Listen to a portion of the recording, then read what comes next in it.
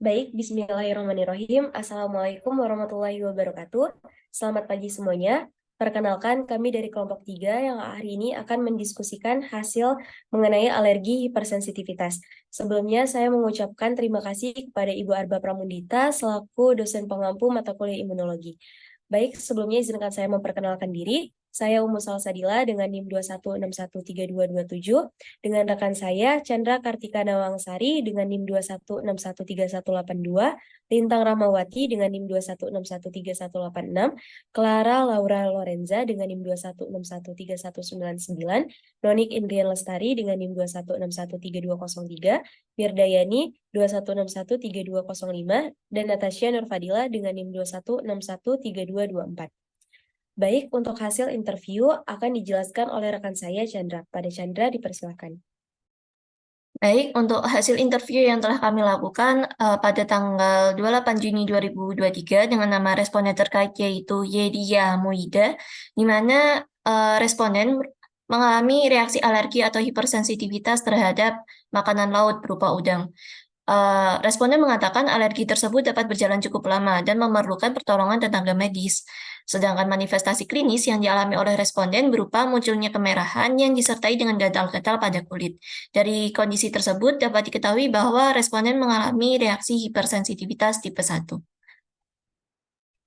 Baik, terima kasih kepada Chandra. Selanjutnya, pembahasan mengenai tipe hipersensitivitas dari hasil interview yang akan dijelaskan oleh Lintang.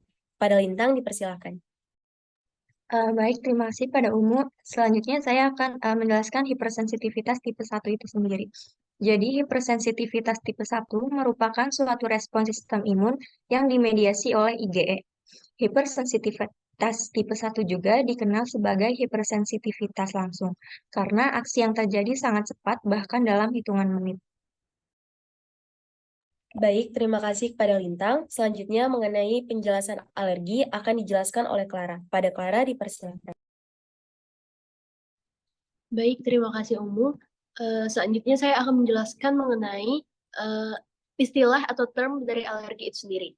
Alergi berasal dari bahasa Yunani, yaitu alos, yang secara kasar berarti yang lain, dan ergon, yang berarti reaktivitas. Secara umum, alergi sendiri merupakan reaksi terhadap molekul dari luar tubuh yang kebanyakan orang lain tidak akan bereaksi dan merupakan molekul spesifik dari hal-hal yang mungkin dihirup ataupun dikonsumsi.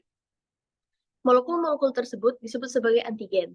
Ketika molekul tersebut menimbulkan reaksi alergi, akan menjadi alergen. Reaksi alergi terjadi dalam dua langkah, yaitu paparan pertama atau sensitisasi, dan kemudian paparan berikutnya yang yaitu menjadi jauh lebih serius. Baik, terima kasih kepada Clara. Selanjutnya, mengenai mekanisme akan dijelaskan oleh Noni. Pada Noni, dipersilakan. Baik, selanjutnya yaitu mekanisme. Alergen yang masuk ke tubuh mengaktifkan sel B untuk membentuk sel plasma dan mensekresi antibodi IgE dengan bantuan sel T helper. IgE diikat oleh sel MAS atau basofil melalui reseptor FcER1. Paparan IgE kedua akan langsung cross-link dengan IgE sel MAS. Sel MAS atau basofil aktif terjadi degranulasi.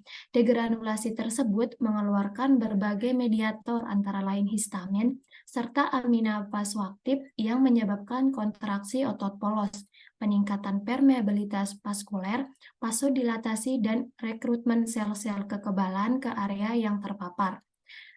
Respon inflamasi ini menyebabkan gejala alergi seperti gatal-gatal, ruam, edema, dan kesulitan bernapas.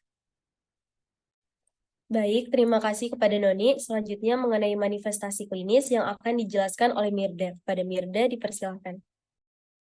Baik, untuk manifestasi klinis yang dapat timbul yaitu seperti asma, gatal-gatal atau pruritus, ruam kulit, edema, hingga anafilaksis.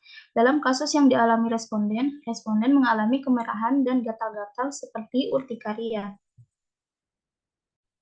Baik, terima kasih kepada Mirda. Selanjutnya, mengenai faktor pemicu alergi yang akan dijelaskan oleh Natasha. Pada Natasha, dipersilahkan.